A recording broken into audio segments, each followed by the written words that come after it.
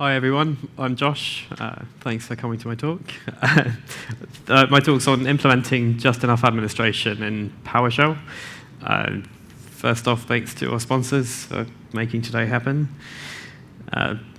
Bit of background about me. I'm an IT platform engineer at Jane Street. We're part of the Windows engineering team. I've started using PowerShell in 2015 when I graduated in my first kind of IT operations job. Moved on to another role and was doing more DevOps type stuff with it, writing modules for Octopus Deploy and automating our deployment pipelines with PowerShell.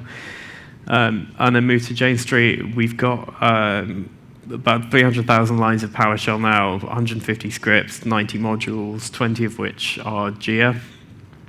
Going forward, we tend to use just enough administration for all of the new modules that we write.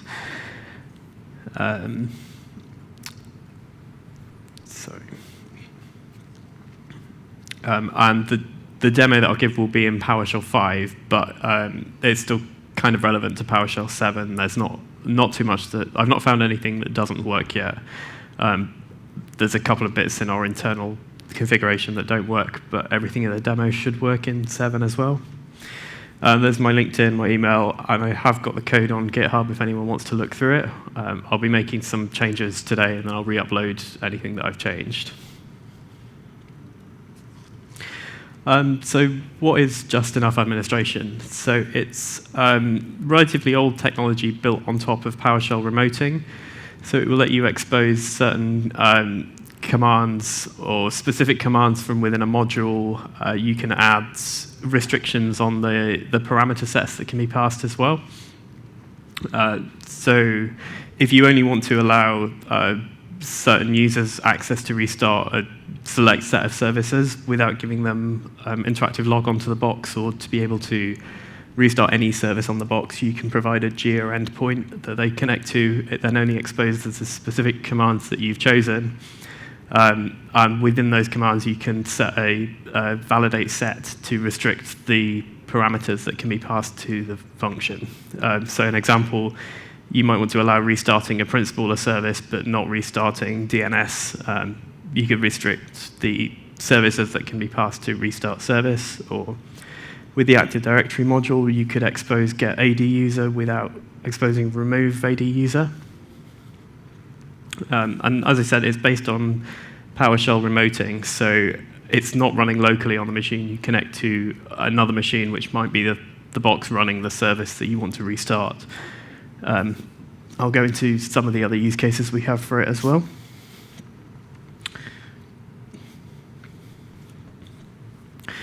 So a few of the things we use JEA for in our environment is software installation. So where we've got different machine classes that have different local administrator groups, we don't want to give all of our IT team unrestricted access to all workstations or servers. So we'll provide JEAs. The JEA can retrieve the correct credentials or has access to a subset of boxes to be able to install software. We do some additional checks to see if it makes sense. If you're rolling something to servers, it won't let you roll like Chrome out to servers unless it's already there if you're going to make a lot of changes. And we use Chocolatey as well, so we call Choco install. A big thing we use JEAs for now is third-party API integration. So this is kind of, it doesn't necessarily have to be, it is a byproduct that we're doing PowerShell remoting. We don't really need to do it, but it gives us a way of providing granular access without giving out API keys to multiple users or letting them see the key, because it can only be retrieved on the remote session as a helper function. So yeah, that's the third-party API stuff. And then proxying functions to restrict parameters is kind of what I covered in the first slide with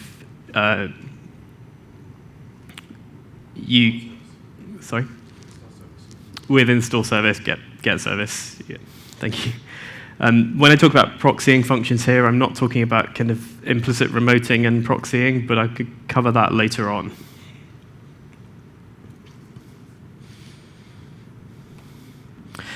So I'll go through a demo now. I'm going to attempt to do it live. If it goes wrong, I've got a recording of it. To cover a non-JEA module that I've created, and then we'll convert it to a JEA module, adding a session configuration, and then role capabilities to give different users different levels of access to the same script. We'll register the configuration, and then I'll show parameters and validate set, which are where you can do your restrictions.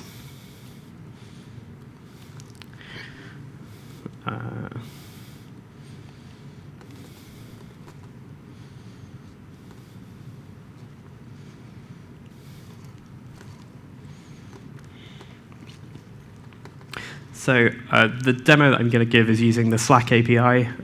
It's freely available, so you can just go in, create a Slack workspace, and you can get an API key and test stuff out with this for yourself. The only thing I found, you can't change the status via the API in the free version, so you'll see the messages that I send are more statuses, but it was a limitation of the free version of the Slack API. So here I've got, let me zoom that in.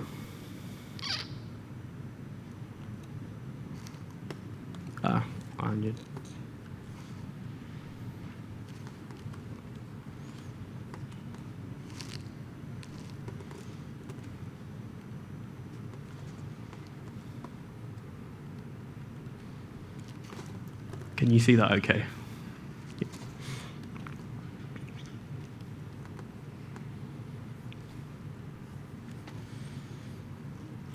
So I've got a Slack workspace here I created earlier, and then I've created an integration user, an application, and an OAuth token that I can then use for my scripts to talk to the Slack API.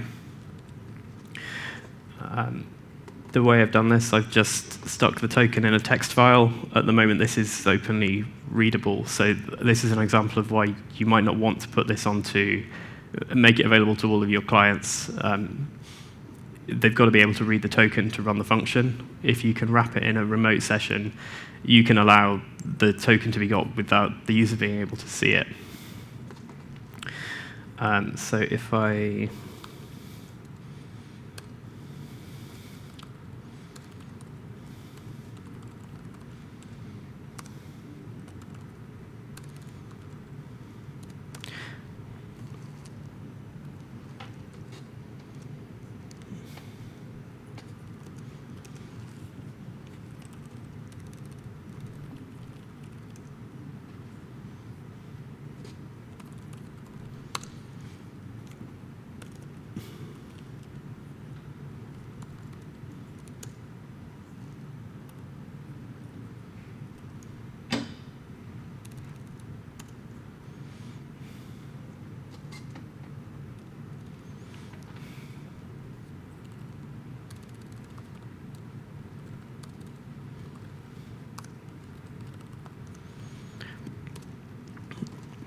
So I've just called the one function I've got in here to send a message.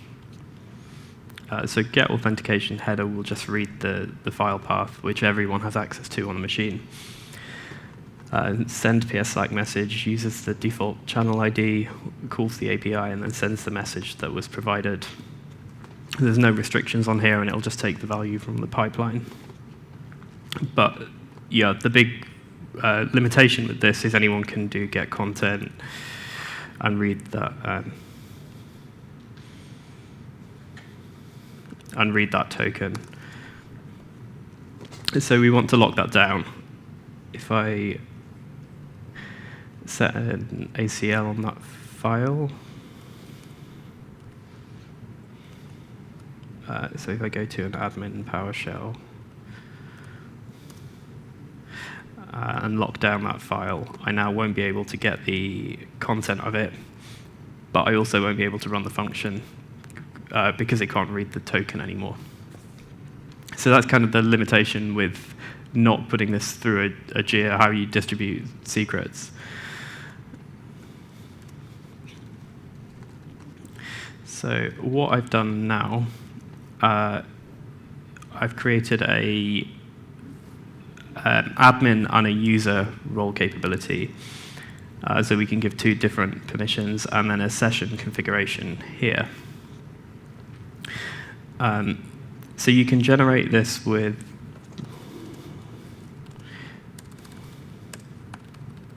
a new PS session configuration, and this will output the file for you.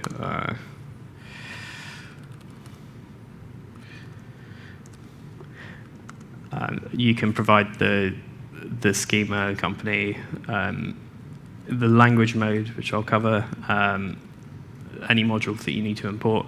This will kind of build the file for you, but here's one I built earlier. The session type, you've got multiple, so I'm using restricted remote server. I'll have to point you at the Microsoft docs for the other options there.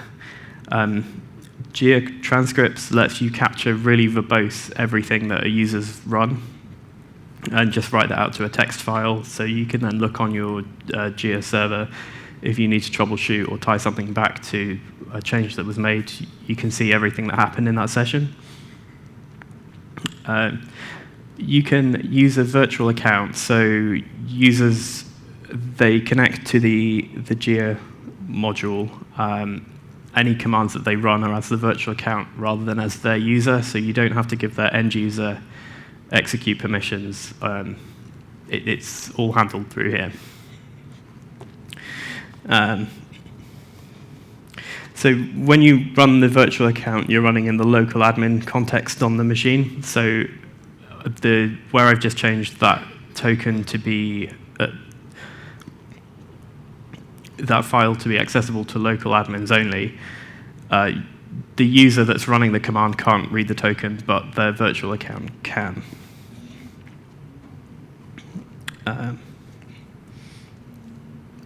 So the language mode here I've set to no language.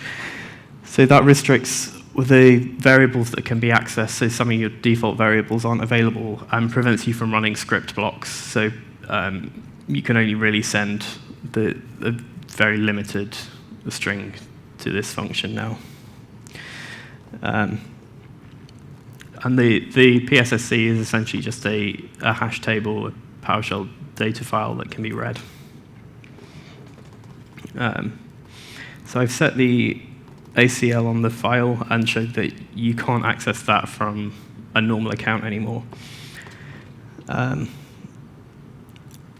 I can still get the content from an admin prompt, but we don't want users to have to run as administrator to get this.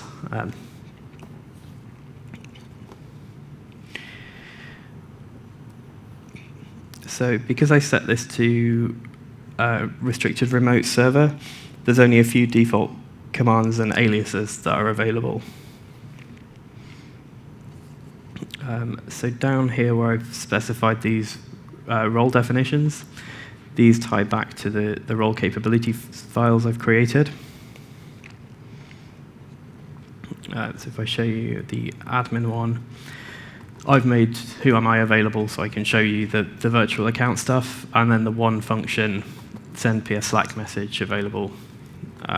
This kind of goes hand in hand with the manifest in a normal module. So I've not exposed the get content or the get bearer token. I've not made get authorization header available.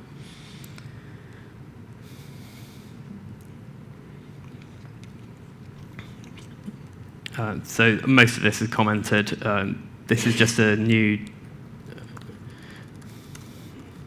PS role cap.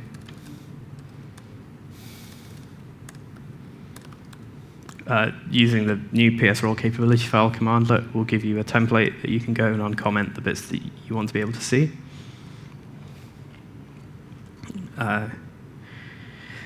So the admin one's pretty straightforward. I've just made the function available without any restrictions. And then in the user role capability, whilst I've made send PS Slack message available, I've also added a validate set on the message, so users can only send one of 4 messages. if they're a standard user and not an admin, I've made whoami available as well, and file system because it needs to be able to get the content of the token on the remote system. So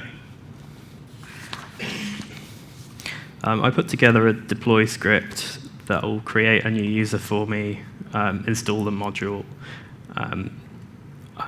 So I've got an admin and a standard user. So if I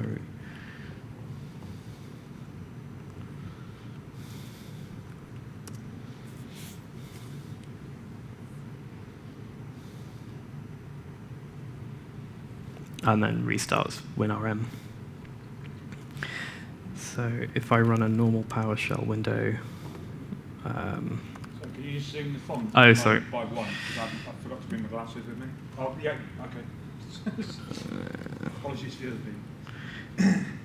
You young people with your perfect eyesight.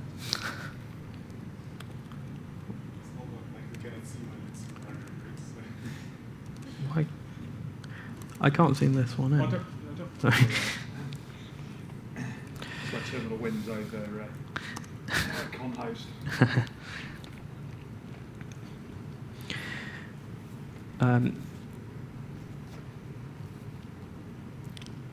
So yeah, one use case of this might be if you want to send broadcast messages out to a large number of people, you want to really restrict what messages can be sent. So I've also got that in the channel list.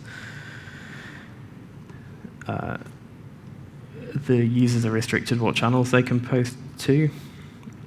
So I've got a validate set there and only one channel, which is just the channel I created here. And then I just add the app that I created in Slack.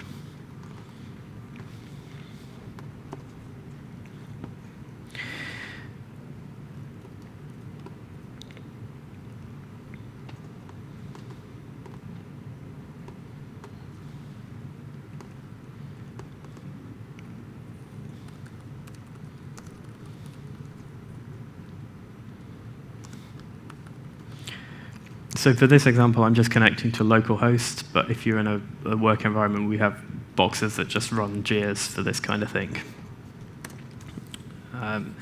So I can run whoami. I'm running as a virtual account on this machine, even though I'm on as me. And if I do get command, I've only got a few commands available to me. One limitation of the no language mode is that you can't tab complete, which is not great. But so if I try and send hello now, I miss on that validate set. So if I want to try that again with something that's in the set.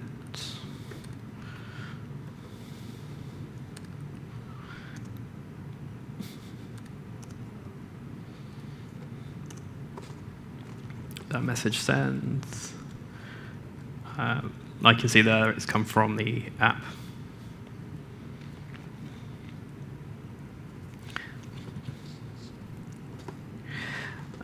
So I can show you the transcript file that it creates as well.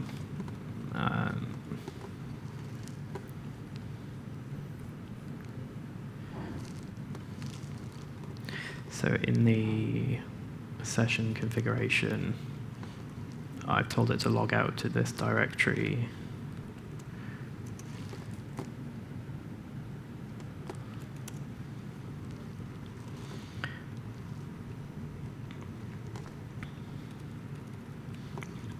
So you can see it was my normal user, so just user got this run as user and the configuration.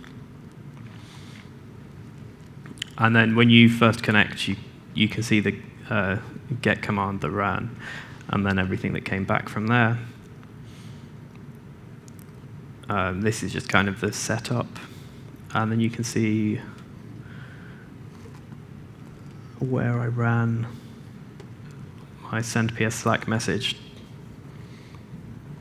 So you get quite verbose logging out of here.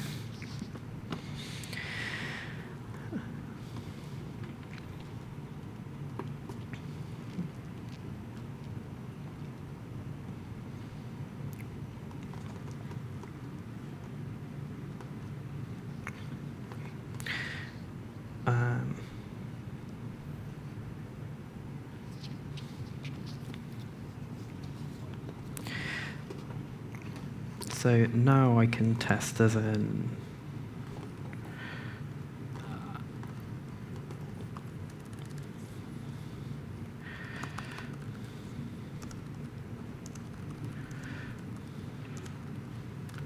so now I'm connecting as an admin. I can still see the same command, but I can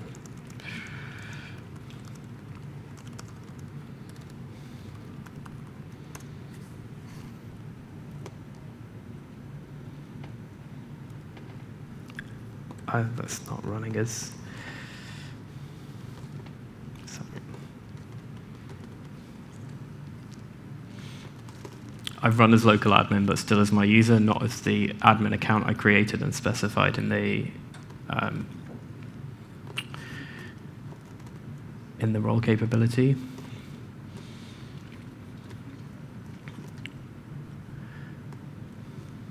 So I just need to grab this JEA admin account.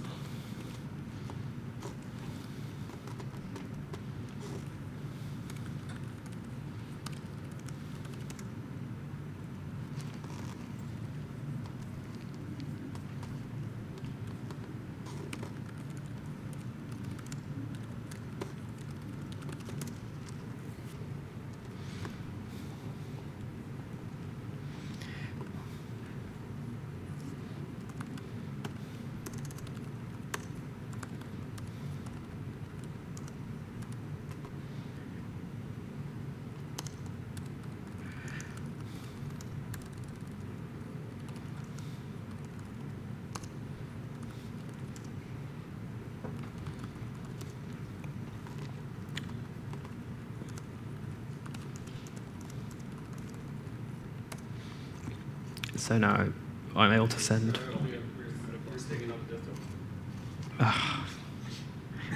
Sorry.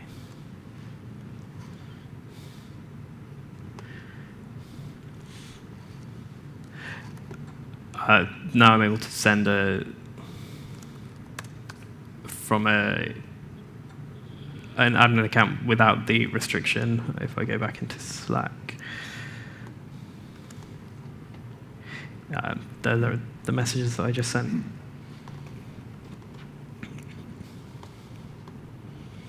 can also send to different channels. Yep. So if I create a new channel in a second.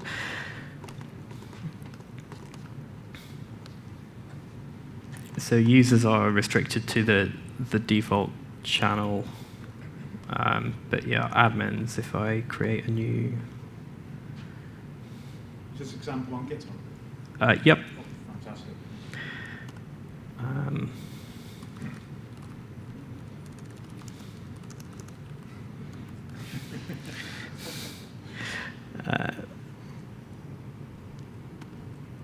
And then I need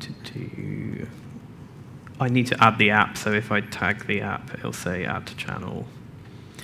I can grab the channel ID.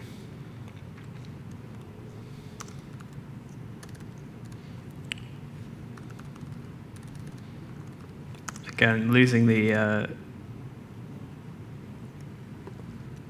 tab complete is quite annoying. Here we go. This is the new channel I created. We can try that from the non-admin,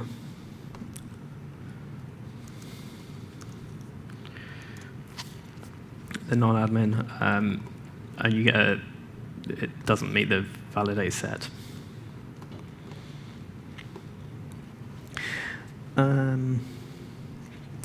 One other limitation, if you're passing objects between the remote and local host, you lose some of the additional attributes on them.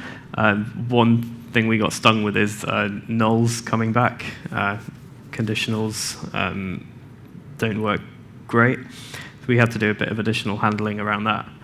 And you get logs in multiple places, so you could have logging happening locally and remote, and then transcripts, and you need to kind of correlate your 3 logs back together.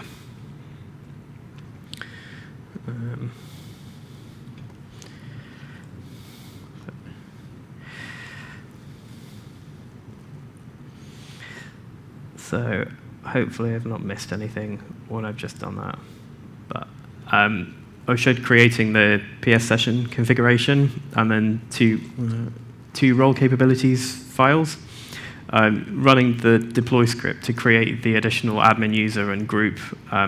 This is just local on the laptop, but you could do this with AD accounts. In the deploy script, I also had a test for test PS session configuration and test module manifest just to check they were valid. Then I copied the programs to program files. Didn't really need to do that. I could have put them in my local directory, but just for ease of using different accounts, I put them there so they're in the path. Then registered the PS session configuration and restarted WinRM to pick up the changes, and then connected as a remote user both with the normal account and an admin account, the admin account being in the group that I'd specified in the PSSC, and then ran some commands.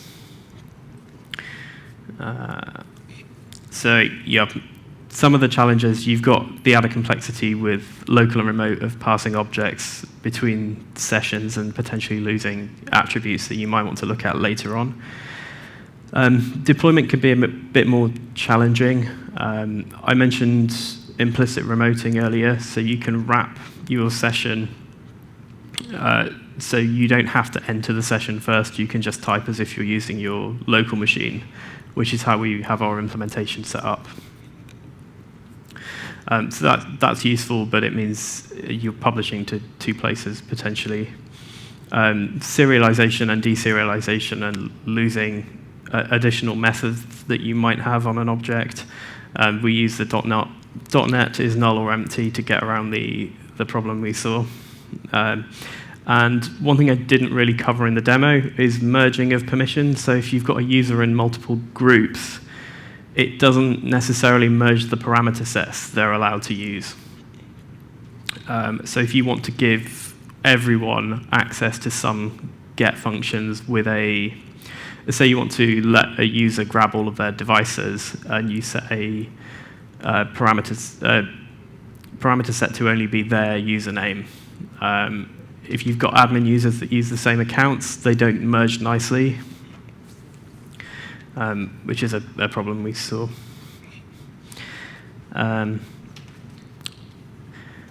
So we use a lot of JEAs for. Sorry. If you don't mind. Yep. You said before another challenge was also like your log correlation, right? To get like the full picture, you need like the script log logs from the server, the client, and the transcript that you generated. Can you talk a little bit about how you practically solve that? At the moment, we don't. Our long-term plan is to get everything into Elasticsearch. So we have a logger module that we run within the JEA. We don't really do any logging client-side, and we're not using the virtual accounts piece. So that's less of an issue. But if you are using virtual accounts, you'd want to look at the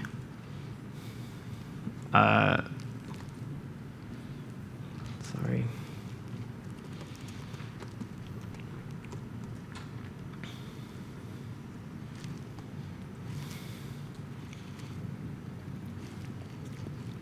You get a file per session. You'd want to set your log ingestion to be able to pass the start time, the username, and the run as user. So you can tie this run as user that would be in your Windows event logs back to your executing user that typed the commands. But yeah, it's still on our roadmap to get proper logging and everything tied together implemented.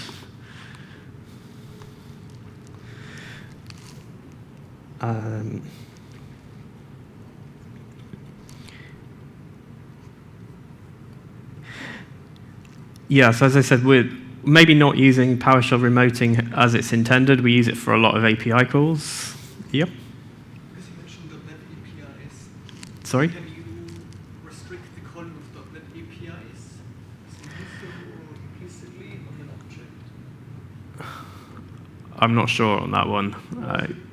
You can make the calls directly from the calling scope, right? Because you're in no language mode. So what you would do is you would wrap the call to .NET or like string is null or empty in a PowerShell function, right? And then you'll expose that.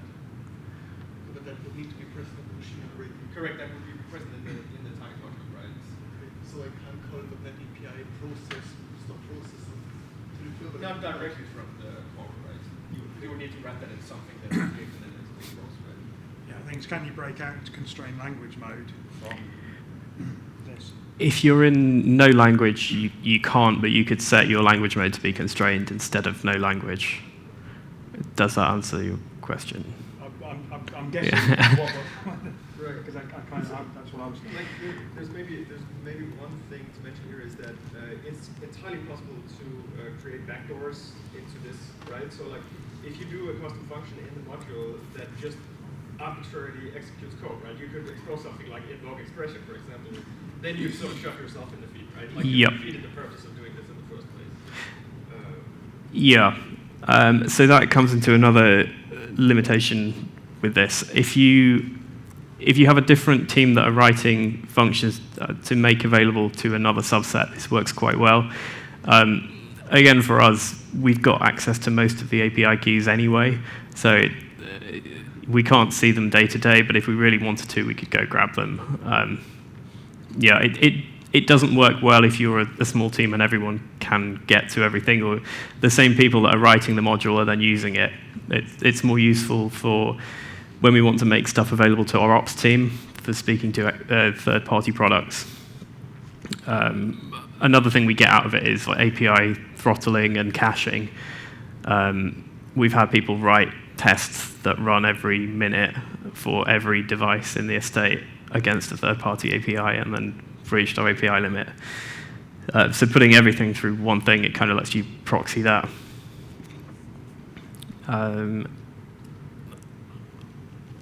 I think that's everything I got. Does anyone have any questions?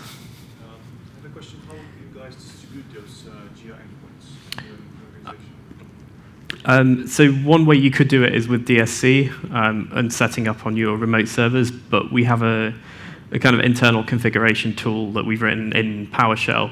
So we run a publish module, it puts them onto the NuGet feeds, and then it runs the start configuration. Kind of what I've got in my script, but it does that as part of the publish.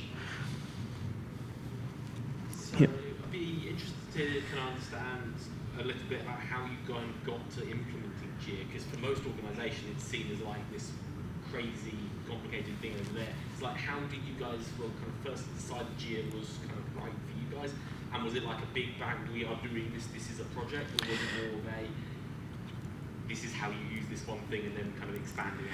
So it became a bit more on my background. I joined and got put onto the mobility project, which is using VMware Workspace ONE. And we had quite a big IT team and didn't want to let everyone do everything. So we have like contractors that are building laptops that need some functionality, help desk that need a lot more, and then the engineering teams that they can do everything in the GUI, but API access is nicer.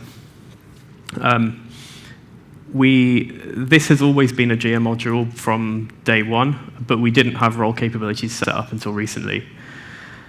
So now it's not been a big bang approach. We kind of say when you're building new stuff, if it can be a JEA module, make it a JEA module. You don't have to implement role capabilities straight away, but as your use case changes and you try to hand stuff off to operational teams, you should be looking at role capabilities.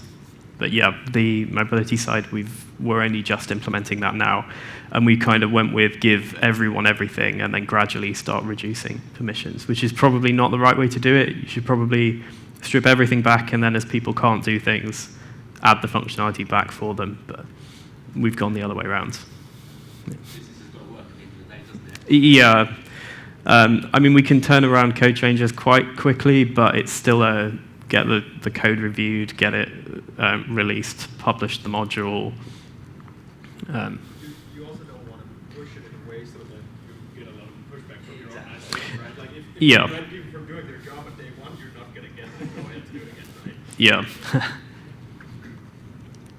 What would you say the common gotchas? Because I say I tried to set this up a while ago. I had to look in my OneNote notes and I couldn't find, but I couldn't quite get it going for some reason. There were a couple of bits. Probably I didn't RTFM properly, but A big one. I've lost made it my. look so simple. It would have looked even better on the pre-recorded demo. I've lost my VS Code. I think the biggest one I had is role capability is supposed to be like in modules, but they cannot be published as modules because then the version is added to the path. And the way the whole thing works is that throw capability cannot have a version in between. So if you put a version number in between, like the name of the module, right? Right. If you normally distribute it, it just doesn't work because somebody decided, okay, let's just hardcode that to be just straight row capabilities under this folder. So yeah. this is the one we eventually just had to do it differently to just cater for that. I'd say a big one was the merging of permissions was frustrating, and that prevents us from doing some stuff where we want to make things available to everyone's normal account. Maybe we shouldn't be doing that anyway and should be using admin accounts, but it's a limitation we've not found a way around apart from using additional accounts. And there was some other stuff in...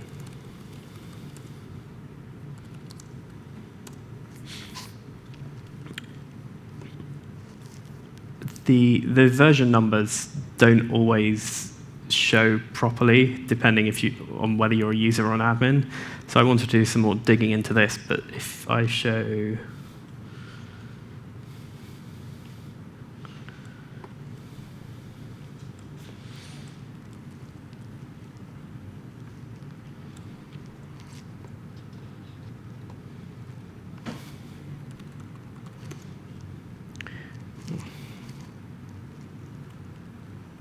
Nothing has version numbers. So in the non-admin, I don't have a version number next to send PS Slack message.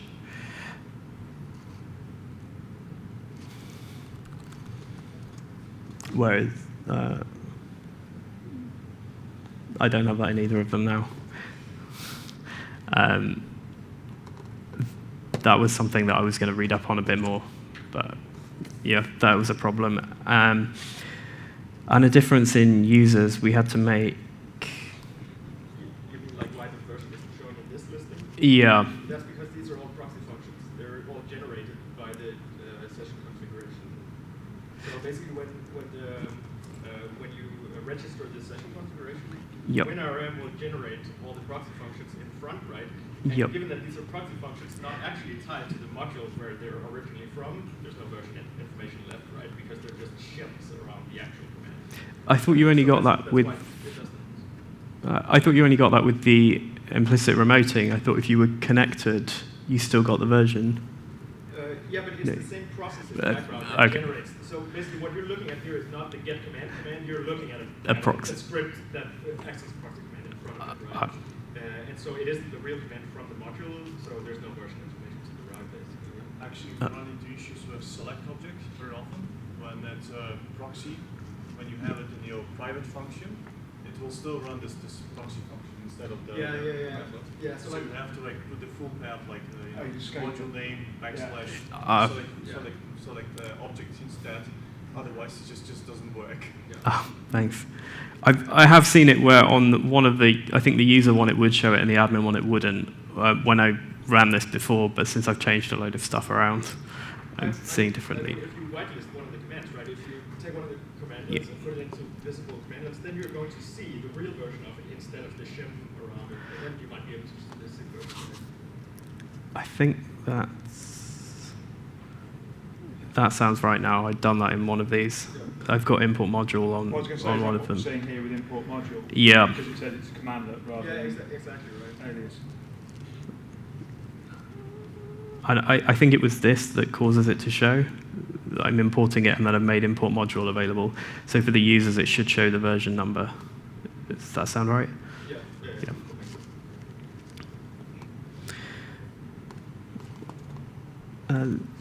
Any other questions? Yep. Is there a difference between like Windows PowerShell and PowerShell 7 from like client or server perspective? I've not tried it cross-environment. We've had some people using PowerShell 7 on their desktops to connect to servers running PowerShell 5, and I don't think they've had any JEA-related problems. We've had a few other issues, but I don't think any issues to do with remoting. But yes, we've not done anything with PowerShell Core or Linux, really. This is just on Windows.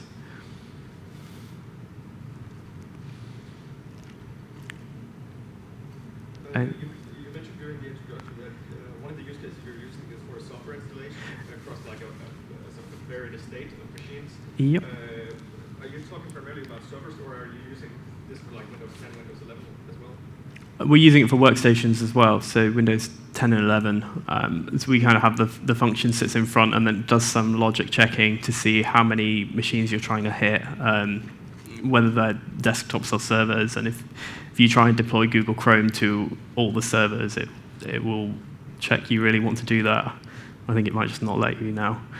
And then the way that permissions work, so you need to be in a different local admin group for different classes of servers. That's the main benefit we get from it over a non-JEA module. Any other questions?